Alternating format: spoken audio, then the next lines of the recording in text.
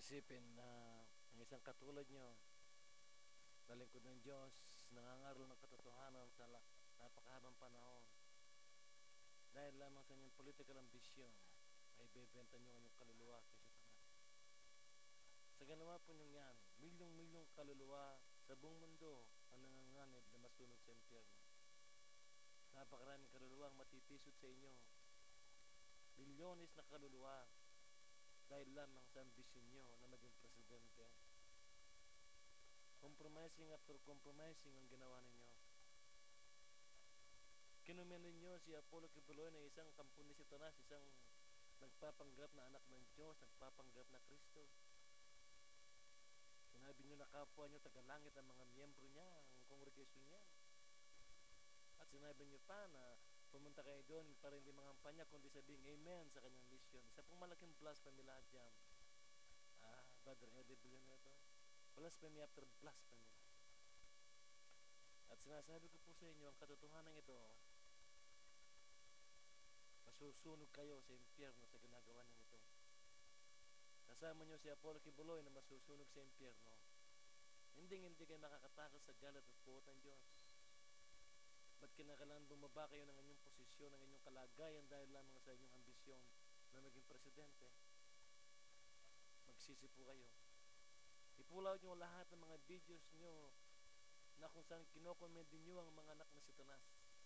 Unang-una na si Erden Manalo, kinoment nyo ang nagpunta kayo sa kanyang burol na sinabi nyo 84 years of great accomplishment. Ano pong accomplishment ang pinagsasabi ninyo? Accomplishment ba yung lumawak ng impyerno dahil sa pamilyang ito ng mga Manalo? Milyong-milyong kaluluwa ang sinusunog sa impyerno dahil sa kanila. Pagkatapos, kinoment nyo pa, anong klaseng preacher kayo? Anong klaseng lingkod kayo ng Diyos?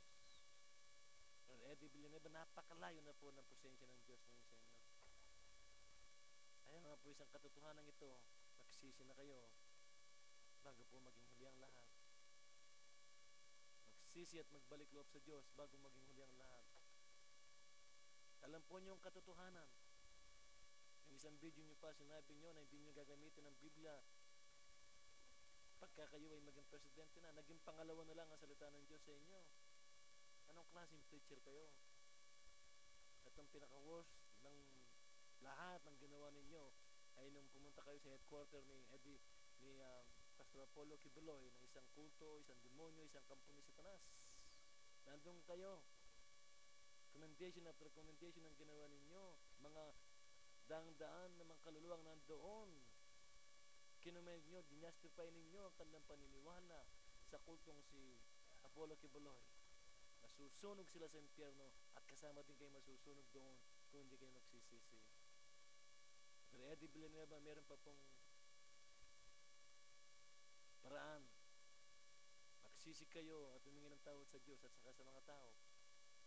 Pagsigawan nyo ang inyong pagsisisi sa buong mundo sapagkat hahanapin ng Diyos ang dugo ng mga taong ito na matitisod dahil sa inyo. Pagdating ng araw ng paghuhukom, daang libong kaluluwa, hahanapin ng Diyos ang kanilang mga dugo sa inyong mga kamay.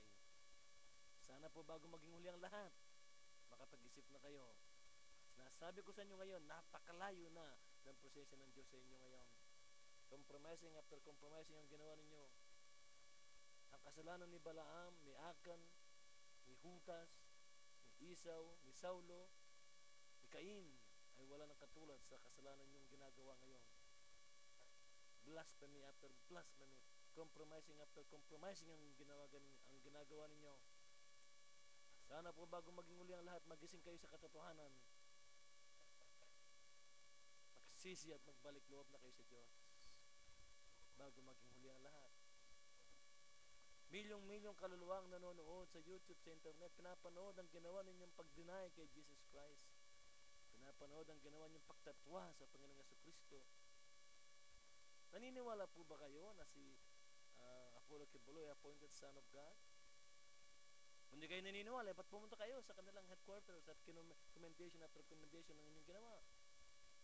At kung naniniwala kayo sa Kanya, then wala na kayong katulad sa Kanya, pareho na kayong kulto, at pareho kayo masusunog sa impyerno. Masusunog kayo sa impyerno, Brother Eddie.